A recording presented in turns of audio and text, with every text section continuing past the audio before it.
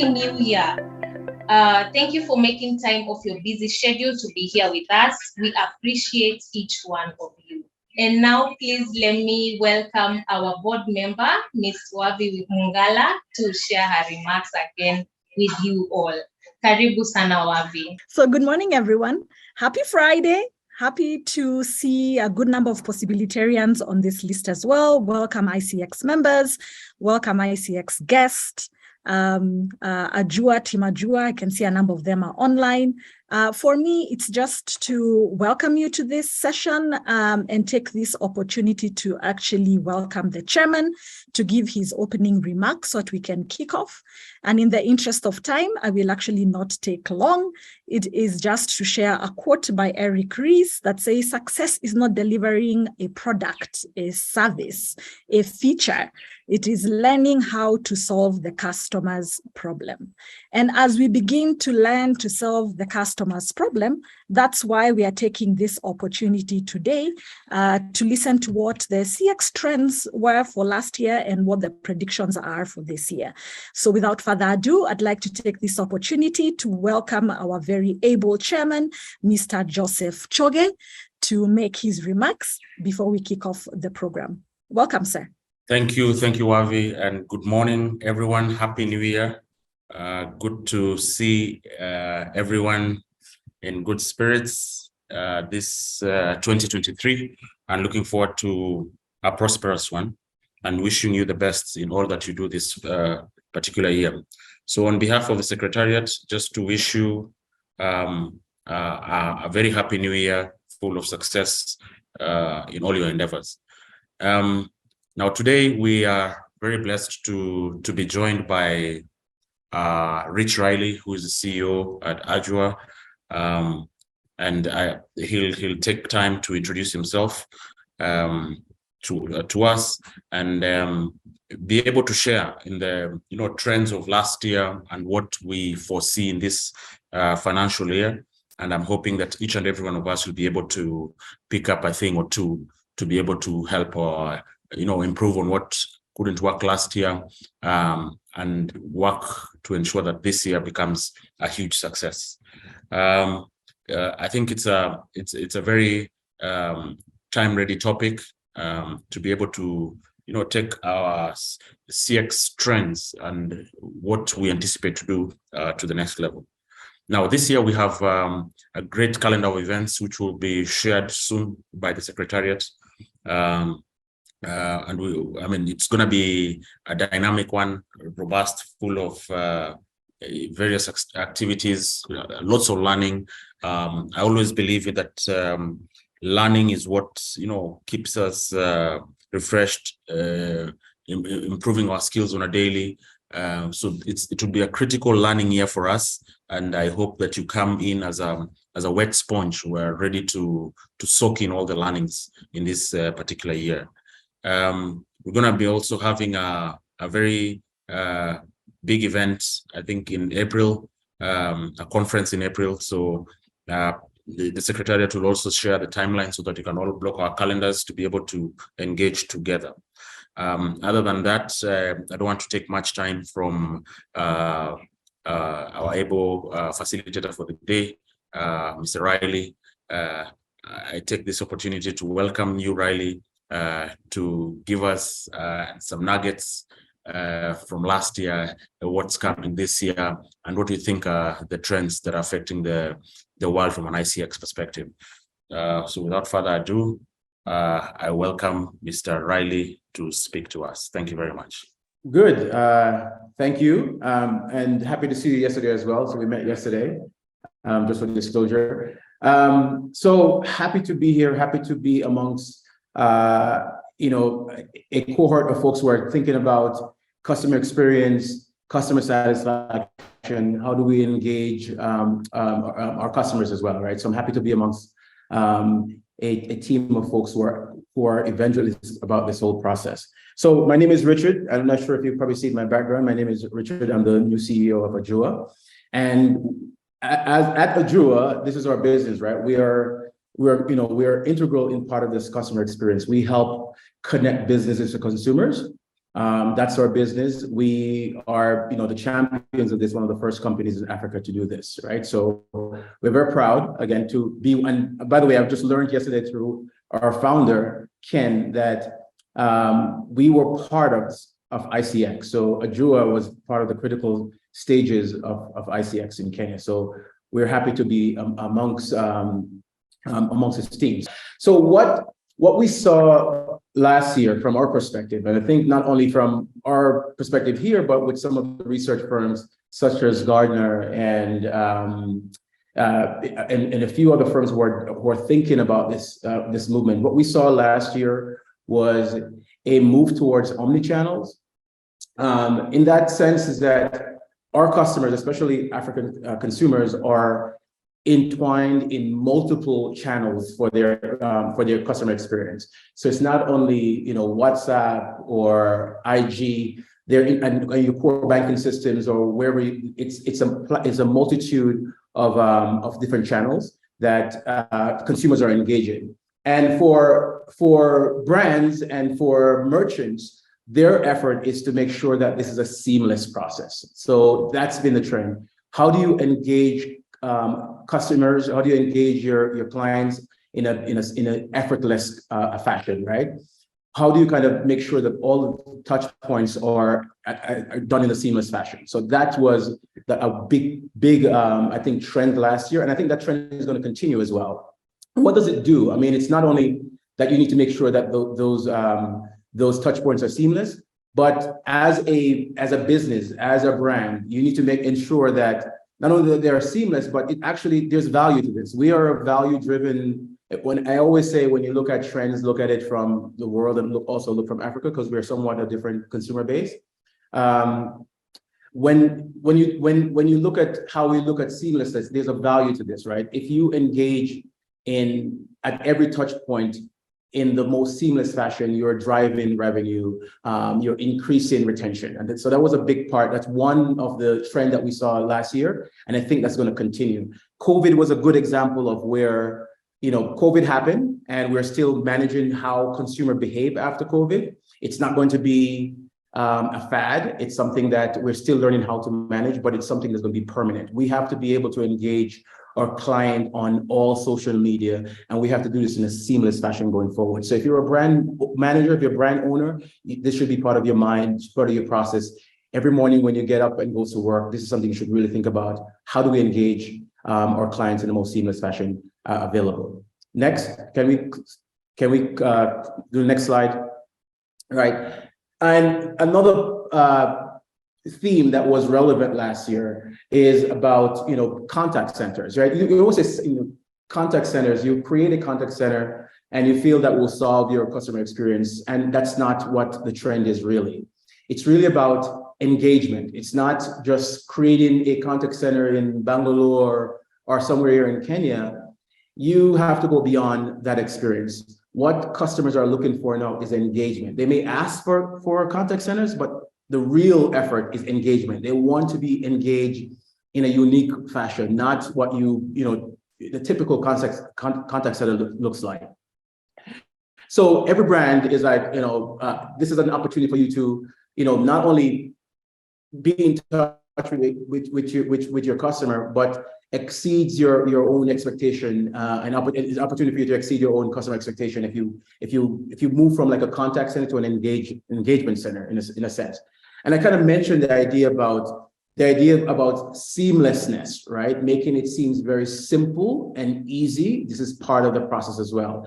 Call centers are now engagement centers, and you have to kind of do that experience where the customer feel like it's the most seamless fashion that you're operating in. Another trend that I felt we had last year was the adoption of like we call total experience, right? I think Gardner mentioned that 25% of you outperform your competition around 25%. If you really look on CX and EX as a joint initiatives, right? So your employee experience, your customer experience. And this involves, and you guys were speaking to the same level of folks, so you know what this means. It means that it's a combination of three things: your user experience. So how do you engage, interact with tools, how users interact with tools, your customer experience, which we are part of at AJOA, right? So various element of the customer interaction with your brand or your product. And then do not forget an important piece is employee experience. We saw at the end of this year a perfect example of a combination of employee, where a company have failed when it comes to employee experience or what the employee inputs were. So you guys are know about Southwest. If you've ever been to a business school, one of the big cases that they teach in business school is about Southwest, world-class customer satisfaction, right? And they have held this for years, right? They're not only like a low-cost carrier, but they're about experience. They're one of the case studies for experience. But a couple years ago, they kind of somewhat detracted from this. In fact, they got a new CEO, and he wasn't aligned, in my opinion, wasn't aligned completely with what drive the company to success today. And he started to really focus on basically return on investment, right? ROI. And that's important. But he did not, in my opinion, did not see the connection between ROI and customer experience. For years, the employees have been talking about improving some of the tools, the IT systems at Southwest. And because of the idea of just focusing on, ROI, there was never a real focus on listening to your employees of what need to kind of change. And then you probably saw what happened in the US. Their computer systems went down. They had multiple delays. Millions of dollars were lost, and global delays was done in the aviation industry for around 4 days. And this is where it's important for you to kind of listen to your employees as well. So that's a trend. I think it's a trend that's going to, not only from last year, it's going to be continuing going forward. Another trend that I think is important, and we at AJOA, we're, that's part of what we do well with, is like user experience. We're trying to continue to kind of build this. Your platform needs to be the best of the breed. A trend that I think that was last year is that how you design the human side of this is important, right? You have to be empathetical to your customers. You have to kind of seamlessly intertwine CX and UX, right? I think that is going to be a critical part of this. That was a critical part of last year, and I think this is something that we're going to continue to see going forward. So it's not a fad; it will be a trend that you will see going forward. So when it comes to 2023. Like I mentioned, there are a few trends from last year that I think that you will see going forward, right? There are a few trends from last year that are going to continue going forward, like the human-centric side, AI, ML type of integration. You will see this going forward, but there's a few I think are going to be critical this year as well. The prioritization of customer feedback and listening. I think this is important, particularly to our audience here. Customers are looking for value. We have had a huge issue over the last 18 months with the inflation, right? Lots of money was in, at least in the United States and actually here in Africa as well, to get us out of COVID. There was a lot of money pumped in the financial systems, and a result of this, we're now dealing with inflation, right? So the rise of inflation, both locally and globally, is going to change customer behavior, and there's a need now for us to start deeply listening to what they're saying, how they're feeling, and being able to kind of deliver to them on their feedback, right? This means that we need to ensure that CX programs, can offer value. And particular our client base, where proof is important, we have to show that what we do, what CX does, is, provide some value at the end of the day for the customer themselves, and even for our merchants who are using it. There's a need for us to kind of drive that conversation about, if you listen, if you prioritize, if you get solid feedback, you could, there's value towards doing that. And I think that's going to be a big trend going forward. It's been the trend before, but based on where things are in terms of the choices that we have, the need to kind of focus on cost, there's going to be a need for us for our customer base to be listened to, right? This ensures a lot of company in a sense, like if you listen to your customer, if you listen to feedback, you're driving brand loyalty, you're driving traffic, right? You're driving, revenues. That's ultimately what it really means if you really focus on prioritization of listening and the feedback from a customer perspective side. Another trend that I think you're going to probably see this year. And by the way, some of the trends that I've seen is based on, at Ajua, we do this benchmark report every quarter, right? And that gives a lot of insights in how our customer base, how are they thinking about customer experience? How are they stacking towards the competition, right? And so this is where some of these insights are coming from. So we're getting a lot of this view of where things are trending. I could give you one even before I go to number 2, where we're seeing a need to kind of go beyond NPS, right?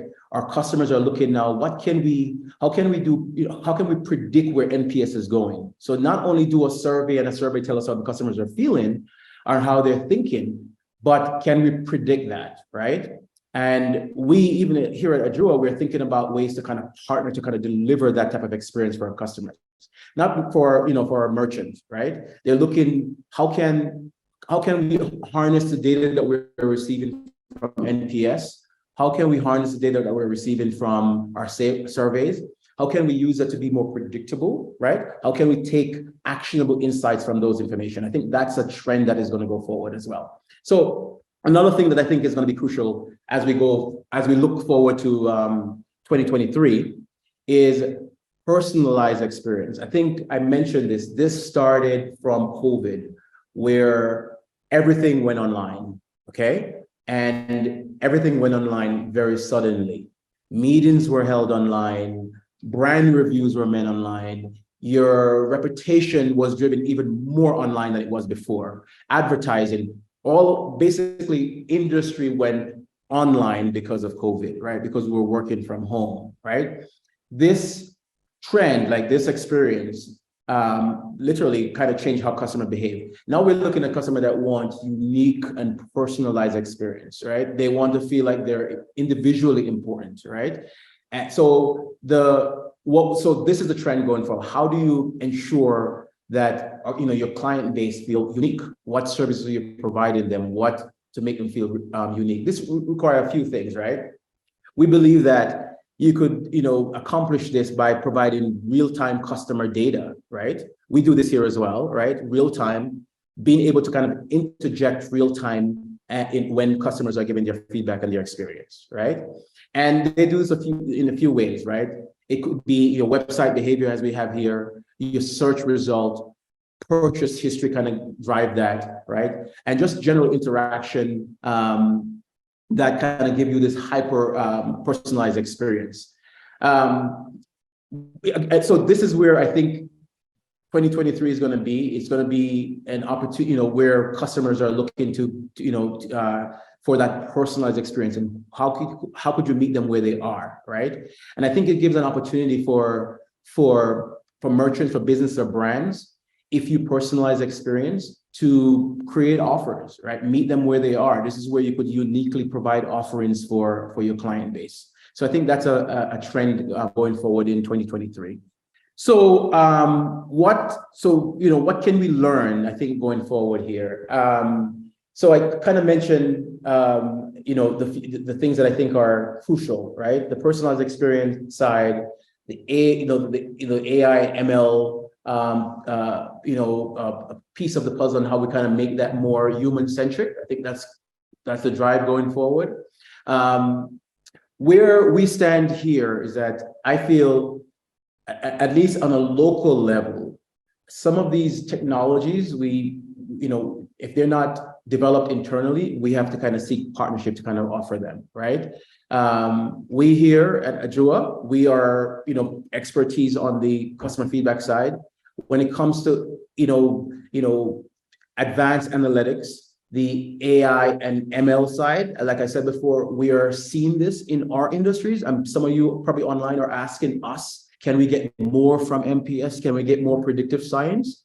I think that we have to meet our customers where they are. If we don't have it, we have to go get it. And that's generally through partnerships. I think that's one way to kind of drive that behavior.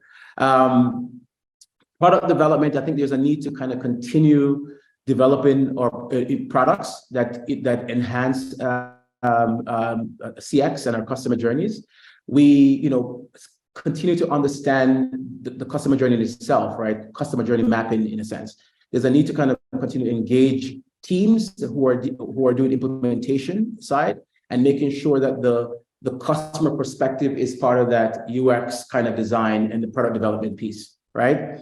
I mentioned in the first piece about strategic partnership. If we don't have the solution on a local level, the ML AI side, where I think things are moving towards, there's a need for us to partner.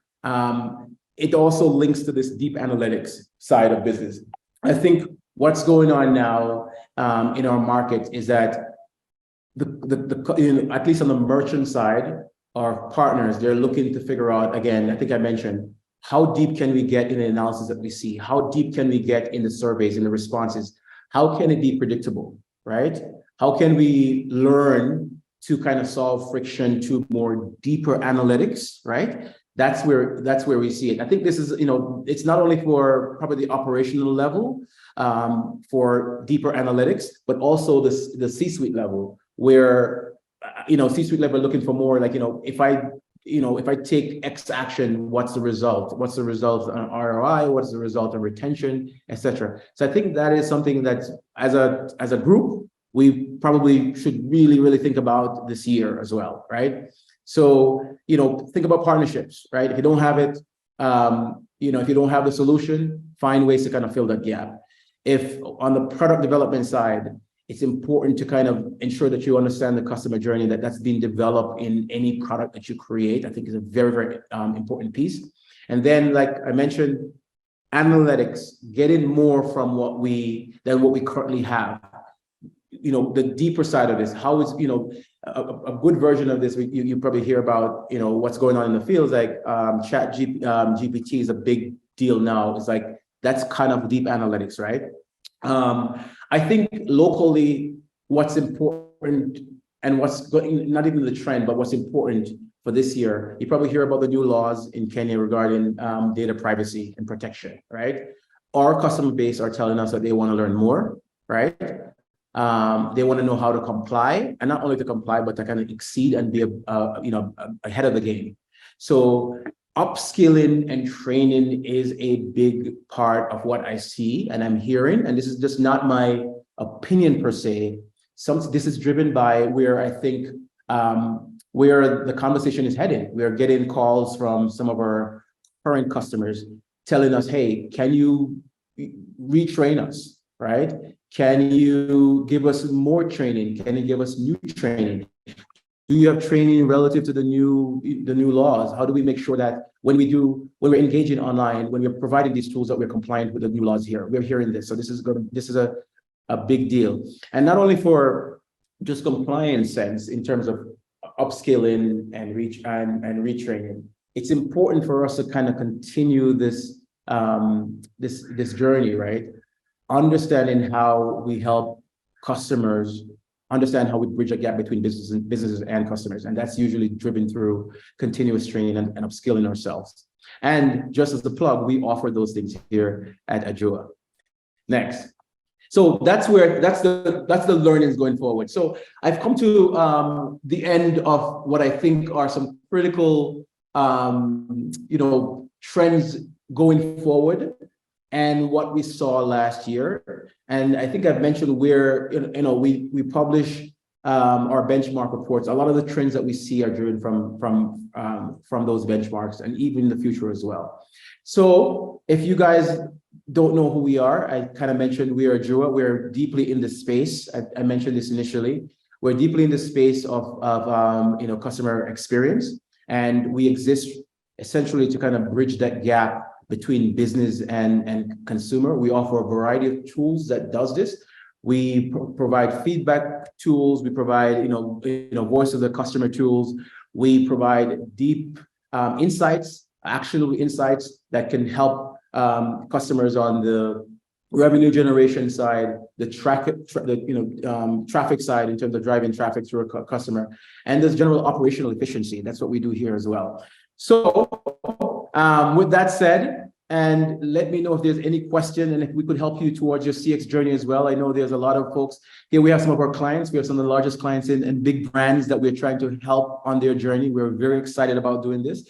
KCB, Kenya Airlines, NCBA, Sanlam, Safaricom, Java House, one of our first customers, Gertrude, a bunch of customers, some of the iconic brands here in Kenya and around. That we are actually regional, right? We're in Tanzania, Uganda, Burundi, I was told recently, Nigeria, and obviously our house here is in Kenya. So I hope this was very insightful for you.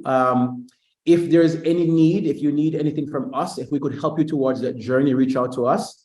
We are here to help you think about this journey, help you solve some of these problems that we have, and to help you get an additional customer, retaining your customers. Good. Any questions? Thank you very much, Rich Riley. No Fantastic presentation. And for those of ICX who are not sure about Ajua, I can assure you, you've interacted with them. You may not have known that they were the ones behind it, but you have done some business with them. If you've ever been to Java and paid by M-Pesa, and you got a message asking you about your experience, that was powered by Ajua. If you did the same with NCBA, KCB, that was Ajua that was powered. Or Kenya Airline. Or Kenya, thank you. Yes. So all these behind the scene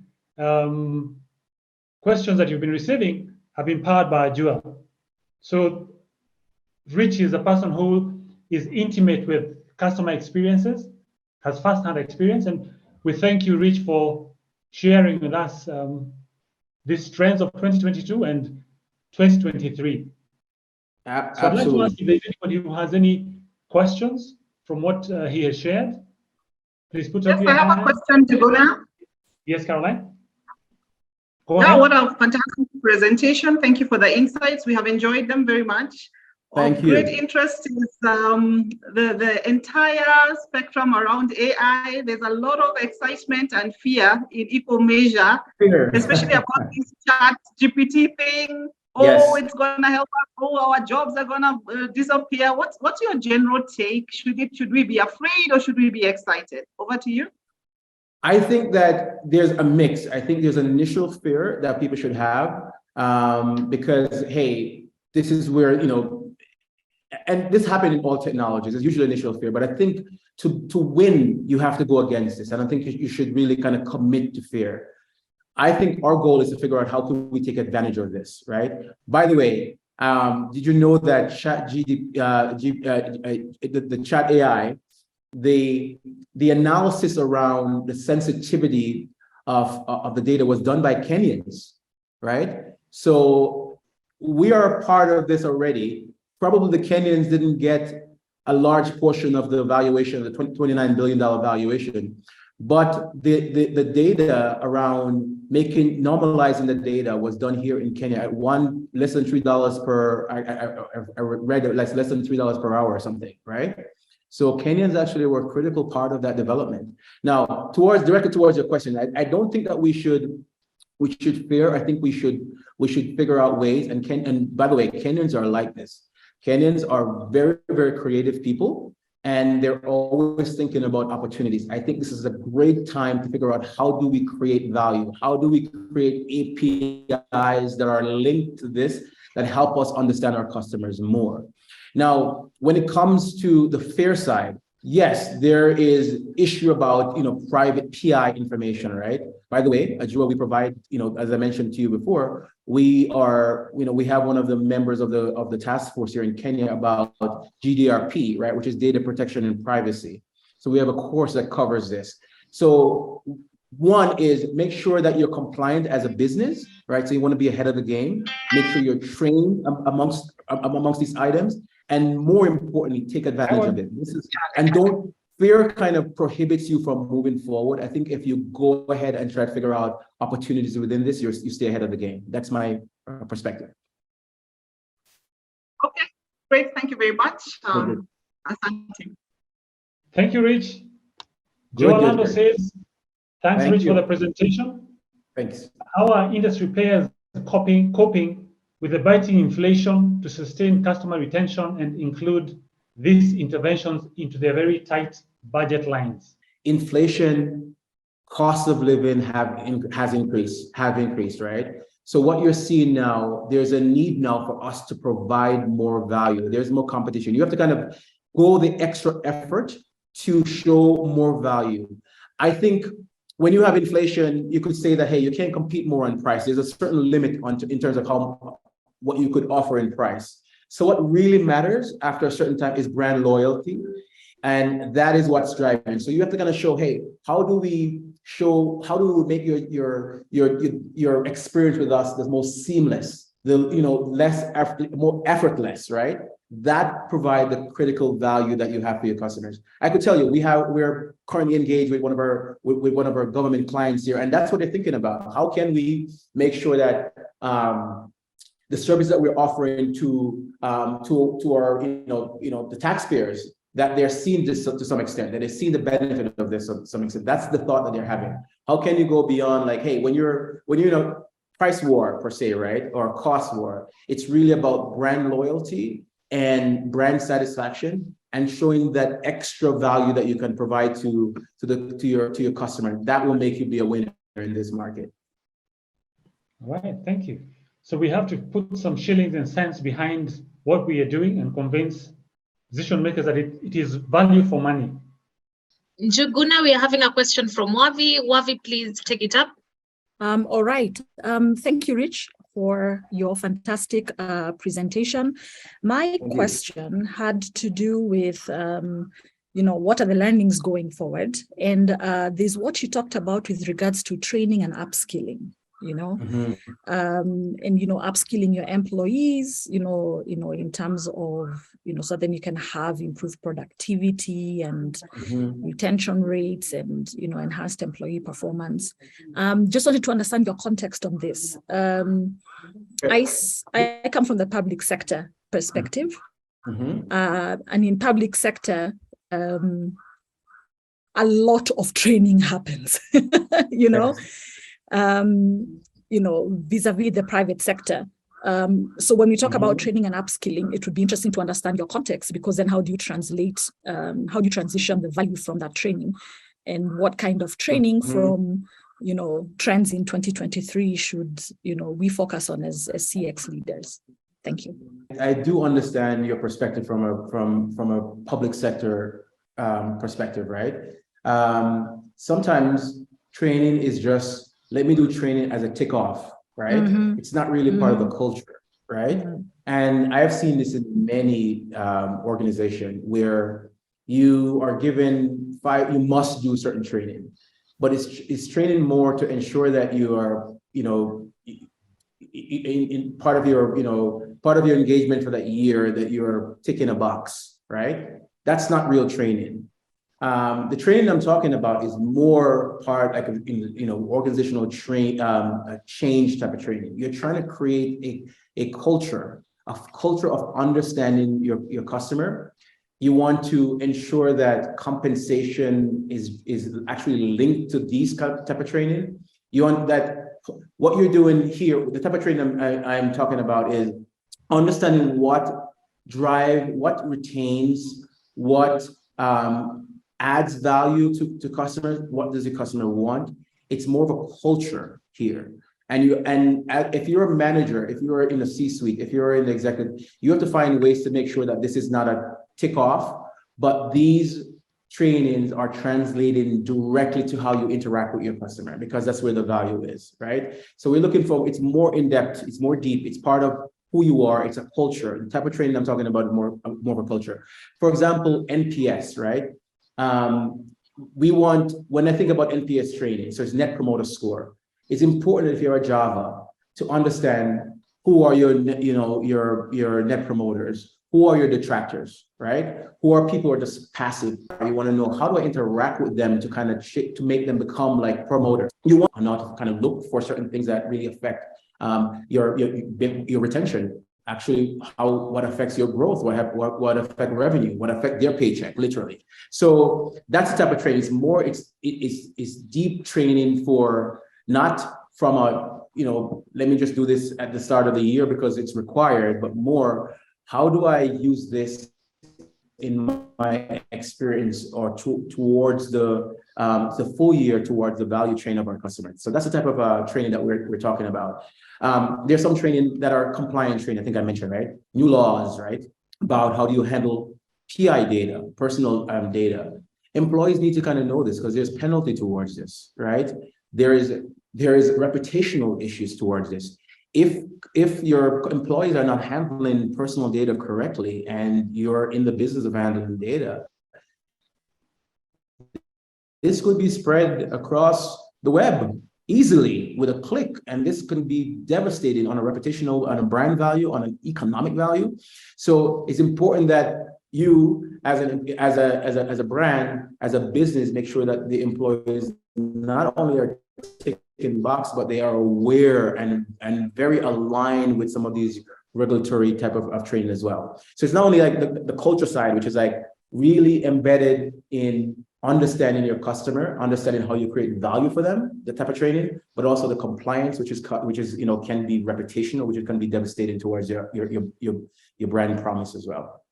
Rich, I hear you. There's a lot of data then we are going to be required to hold, customer data. And we are a society that loves to forward stuff. Any juicy morsel of information or data we forward out. Does that mean that exposes us as employers? It can, and that's the point. So you need to be trained, and there's a whole system. I'm not going to tell you what we do. Like I said, here at Ajuro, we have one of our trainers are, literally from the board, right? So from the presidential view on this for Kenya that has, data privacy protection, how they think about it, how they organize GDRP. He was one of those persons. So we needed him internally because look at our clients, right? We work with Safaricom, we work with banks. So when we work with these organizations, we also are a data processor ourselves. So we have to be very, very, very a controller. Sorry, we're a data controller, not a processor. We have to be very, very astute in how we manage data, right? And we want to help our customers as well understand how this is done because this benefits us as well. So that's why we have this internally. So towards your question, yes, we love to tick and send. And that could be devastating. That could be devastating in long term in terms of your reputation, in terms of the new laws, in terms of how it's going to be governed, how it's going to be administered and enforced. So it's important that your employees who are, interfacing with that information knows how to do it and know how to do it well and that they're trained. It's a tick off, but it's also a process that you as a manager, at a C-suite level, need to ensure that your employees are managing very, very well. All right. Thank you, Rich. John Matalanga takes us back to the issue of value and asks, how do we as CX players bring up this conversation to the boardroom? And a lot of senior leadership seem more focused on the bottom line, not appreciating the changing and ever growing importance of CX. So I completely understand that. I think as a group, and that's why I said, I love the fact that I'm talking to individuals or persons who are actually thinking about this, right? CX equals bottom line, right? The more we develop as a culture, like even Africa itself, is the more that we're seeing this. It's kind of ubiquitous in certain places in the US, in the West, right? It's becoming more personified here in our culture, in our world, that it really are intertwined. Again, Ajua is, our goal is to make you see that, right? So how we engage CX is that we want to show that, you know, understand retention should be part of any C-suite levels, you know, the top priorities. How do we retain customers? How do we get additional customers, right? And how do we drive traffic? How do we increase operational efficiency? This is part of CX. If that is not part of your performance metric as a senior leader, I'm not sure what is, right? But those are key piece of information. Now, so those are three pieces, you know, operational efficiency, revenue retention, and essentially, how do you gain another client, right? Those are key part. And I think if we are able to kind of demonstrate that to C-suite level, they are much more aligned. Another thing that I mentioned to you before was about the idea of advanced analytics and deep analytics, like taking NPS from the way it is now to something more predictable. As a C-suite, I think, by the way, this package that we're partnering with one of our clients, that's what it does. It's the idea is to attract, is to literally speak to the C-suite level, right? C-suite are much more, can you show me, if I do this, my revenue is going to increase by this. If I do this, my retention rate will remain this or reduce by this. If I do this, I will drive this traffic. That's the type of advanced analytics that is becoming part of the AI ML conversation that is going to be directly sitting at the C-suite level. That can be influential for them to make decision that trickles down into the business itself. Great, thank you. Yeah. Yep. Michael Odongo says, thank you, Rich, for the presentation. Any CX KPI trends for 2023 to consider or look out for? It's on these, if you put these on the metrics, right? It's the retention side, right? It's LTV, which you're not here, long term, how long are you keeping your customer? How long are they coming back? You know, it's a part of the retention cycle. So those are key metrics, right? Another one is just engagement. How often are you engaging in your customer base? What's your feedback? NPS, like I mentioned, we do this customer journey mapping. NPS, what is your score? How do you match compared to the industry? How are you improving compared to the industry? Not only you match, what are you doing? What actions are you taking? And what value are seen in those actions that's saying that my NPS score is increasing over time. So those are key metrics. NPS score is a big deal. Again, looking at retention, right? Looking at where your brand reputation lies. There's a big part on social media or internally. Also hearing what your employees are talking about. So your EX, employee experience matters, right? Those are a big part of what goes on. And by the way, it's not only, hey, employee experience relative to, I know people who say, hey, salary, right? But are they motivated, or are they being listened to? Or, by the way, exception of, this is excluding the compensation side. That's important, right? But beyond compensation, we talk about EX, are the employees being listened to? Are their feedback actionable, right? Are you improving? Are you engaged with clients? You want to kind of notice as well, making sure that they're vested in the conversation, invested in the business model itself. I know, Rich, this issue of NPS keeps coming back. Yes. We've been hearing many people ask about what more? Is this it? Yeah, it's like I think from a C-suite level, right? When I think someone mentioned a question about that. How do we get C-suite in this conversation? And if you're at the executive level, I think generally just your time and your metrics are very more simplistic, right? ROI, retention, dollar value, retention rates, they're very simplistic. But there's a lot of operational details that's kind of drive that. And that's where the operation goes in, right? So what the, the elevation of MPS when you start going to like advanced analytics does is to kind of answer those questions, right? Can your NPS result, can your survey's result be more predictable, right? How could you coalesce different channels of data and make it more predictable, where you could make decisions from those, where there's a high confidence that if you take action X, the results will be this. I think that's the journey. I think that's what's going on when I think that's what's going to be the future. And that's like what's going to target like the C-suite level to figure out why CX is so important. If you could do that for them, I think they're more engaged and see direct value. But as you know, if you guys are practitioners, right? Sometimes CX is not really, you don't see the value immediately, right?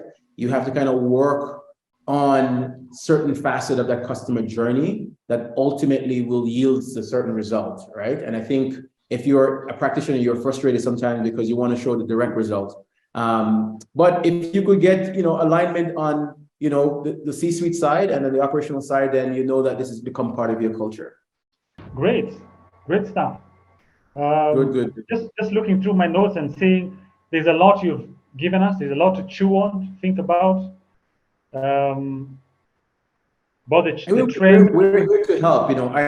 What I like about ICX is that you need a community like this that are constantly thinking about this, right? If you have a community that's always upskilling themselves, you always think about the trends. You're sharing knowledge as well. You're going back and looking about what did we do well, what can we do better. How is your experience there versus mine? And you employ this in your business. I think that it's a solid view of where we should be in the future as well, right? I think that's important for again, and we're here to help your team, help those who are members to think about this, to help them on that journey, to help them on their customer journey. We're here to offer help as well. All right. Thank you, Rich. A lot here, like I said. Omnichannel platforms, contact centers moving to engagement centers. We were just kind of getting comfortable with contact centers and feeling, yes, we've reached. Right. No, it's not. No, it's more. They want more. It's more touch now, right? It's just not. Think about your experience when you call. I could give you a few of those actually. I had a few experiences recently that I want to just reach out to those CEOs and say, guys, what are you doing, right? You can't just outsource these experiences now to someone that doesn't understand or for cost savings, right? You're going to lose at the end. So they're looking for more engagement. It's not just like a cursory contact. They're looking for engagement. They want to be heard. They want to know that the questions and the initiatives that they are speaking about, someone is listening. So the engagement side is where things are going. Yeah. We're moving to more total experience, user-friendly platforms. Yeah, there's certain platforms that are so difficult to maneuver. UX is going to be important, right? It's user experience matters, right? Customers have choice. They have choice. So how they interact, the speed of interaction, the effort, less interaction, people are going to spend time to make sure that this happens. You can't have a platform that crashes often, that is not easily navigatable, right? You're going to lose time. And the thing is that it takes a lot of time to gain a customer. It's easy to retain, very, very costly and very costly and lengthy to kind of gain a customer. So if you improve your UX, platform experience, you are ahead of the game by doing so. Having a balance between the automation and human touch, especially we are very comfortable talking to people. Mm-hmm. So there has to be the balance that yes, automation is making great strides, but we cannot let go of the human touch. There's a lot of data that's available that can actually help the customer experience. AI and ML, how you use different platforms that you channel, they can be a very important facet of that personalization of data. It could be very important, but it's not by itself. It's not a robotic process. Human beings like human interaction. It is good for operational efficiencies, number one, so it's good. So you're going to need some form of AI to kind of help in the customer journey in itself. But at the end of the day, there needs to be a convergence of those ML and AI experience with the human touch. And I think if you could triangulate those three, then you're pretty good in terms of the effectiveness of the customer experience. Going forward, we need to listen to our customers and respond to them. Yes, you have to. We're in a cost cutting regime. Prices has increased. You can't really do much on that. And in a situation like this, brand loyalty, providing additional value is crucial to your customer base. So you really have to show them that they're important. It's a big deal. Say, hey, we're listening to you. You matter. You do that to retain and upsell and gain revenue. It's not an altruistic type of view. There's a monetary benefit at the end of the day if you're from a C-suite or even operational level, right, to retain your customers. And we need to meet our customers where they are, not where we are. Yes. You have to meet them where they are. They have choice. There are multiple platforms now. Your brand matters, right? One mistake and you're all over IG as being a horrible company, right? And it stays. One mistake and you're trending in a negative way, and it stays there. It doesn't come off easily, right? So you have to meet them where they are. You have to meet them in IG. You have to meet them on Facebook. You have to meet them where they are. Make sure that you have all these vehicles associated with your customer base. Very, very important piece. Thank you very much, Rich. Well, it's a pleasure. I'll see you guys around again. You have my contact information if you need anything. Perfect. Yeah. Thank you very much, Rich. Perfect. All right. May I ask the members if there's any feedback, please put it on the chat. And I'd like to ask one of us, Mine, to give a vote of thanks. Mine, are you here? Awesome. Thank you so much for the opportunity to give the vote of thanks. My name is Mine Maina. I work with Springboard Capital. I'm in charge of customer experience.